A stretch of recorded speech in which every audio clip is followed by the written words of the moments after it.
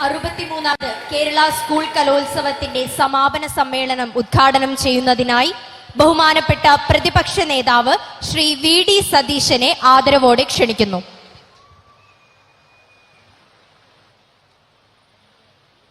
പ്രിയങ്കരനായ അധ്യക്ഷൻ മന്ത്രി ശ്രീ ജി.ആർ. അനിൽ, വേദിയിലും സദസ്സിലും ഇരിക്കുന്ന വിശിഷ്ടാതിഥികളെ, ഏറ്റവും പ്രിയപ്പെട്ടവരെ, ഞാൻ ഇരുന്ന് ആലോചിക്കുകയായിരുന്നു, എന്തൊരു വൈബാണ് ഈ പരിപാടിക്ക്. നമുക്ക് ഒരിക്കലും ഇത്തരം ഒരു പരിപാടി നമുക്ക് കേരളത്തിൽ നമുക്ക് കാണാൻ കഴിയും. ഈ സംസ്ഥാനം നടത്തുന്ന ഏറ്റവും വലിയ പരിപാടിയാണ് സ്കൂൾ യുവജനോത്സവം. ലോകത്തിന്റെ മുമ്പിൽ നമുക്ക് അഭിമാനത്തോടെ ഒരാൾക്കും ഇതിന് കഴിയില്ല എന്ന് പറഞ്ഞുകൊണ്ട് തലയെടുപ്പോടുകൂടി പറയാൻ കഴിയുന്ന പരിപാടിയാണ് സംസ്ഥാന സ്കൂൾ യുവജനോത്സവം.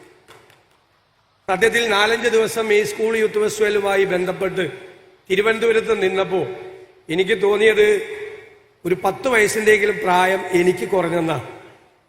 എല്ലാവരെയും ബാല്യത്തിലേക്കും കൗമാരത്തിലേക്കും അവരുടെ ഗൃഹാതുരത്വം നിറഞ്ഞ സ്മരണകളിലേക്കും എല്ലാം കൈപിടിച്ച് കൂട്ടിക്കൊണ്ടുപോകുന്നതാണ് ഈ കുട്ടികളുടെ വിസ്മയകരമായ പരിപാടികൾ എന്ന് ഞാൻ പ്രത്യേകം പറയാൻ ആഗ്രഹിക്കുന്നു. ഓരോ പരിപാടിയിലെയും പെർഫെക്ഷൻ.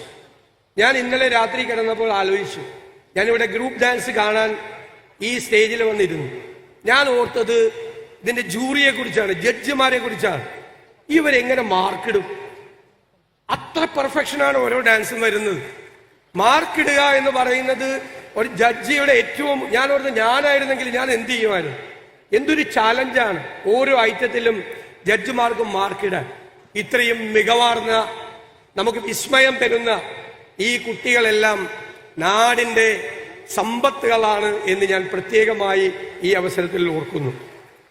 ഈ അനന്തപുരിയിൽ, ഈ തലസ്ഥാന നഗരിയിൽ നടന്ന ഈ യുവജനോത്സവം പരാതികളില്ലാതെ ഭംഗിയായി തീർക്കാൻ കഴിഞ്ഞതിന് ഞാൻ ബഹുമാന്യനായ വിദ്യാഭ്യാസ വകുപ്പ് മന്ത്രി ശ്രീ ശിവൻകുട്ടിയെയും വിദ്യാഭ്യാസ വകുപ്പിനെയും അധ്യാപക സംഘടനകളെയും ഇതുമായി ബന്ധപ്പെട്ട് പ്രവർത്തിച്ച മുഴുവൻ പേരെയും പ്രത്യേകമായി അഭിനന്ദിക്കാൻ ആഗ്രഹിക്കുകയാണ്. ഞാൻ ഇടയ്ക്ക് വിദ്യാഭ്യാസ മന്ത്രി വിളിക്കും. അപ്പൊ എന്നോട് പറഞ്ഞു, എനിക്ക് ഭയങ്കര ടെൻഷനാണെന്ന് പറയും.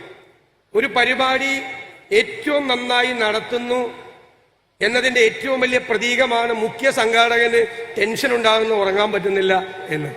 എല്ലാവരും ചേർന്ന് ഒരുമിച്ച് നിന്ന്, ഒരു രാഷ്ട്രീയവും കലർത്താതെ എല്ലാവരും ഒരുപോലെ നിന്ന് ഇത് ഭംഗിയാക്കാൻ കഴിഞ്ഞത് ഇനിയുള്ള വരാനിരിക്കുന്ന വർഷങ്ങൾ ഇതിനേക്കാൾ ഭംഗിയായി നടത്തും എന്നുള്ള ആത്മവിശ്വാസം നമുക്ക് നൽകിയിരിക്കുന്നു.